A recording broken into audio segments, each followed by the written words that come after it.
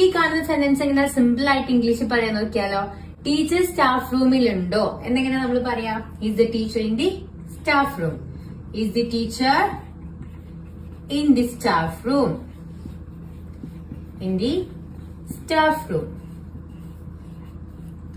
Second one, എനിക്ക് ടീച്ചറോട് സംസാരിക്കണം എന്ന് പറയാൻ I need to talk to the teacher. Yes, I need to talk to the teacher.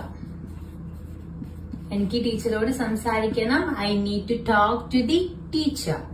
Third one, teacher എപ്പോ വരും? ടീച്ചർ എപ്പോഴാ വരിക എന്ന് ചോദിക്കാൻ നമ്മള് എങ്ങനെ ചോദിക്കുക? Yes, when will the teacher come? When will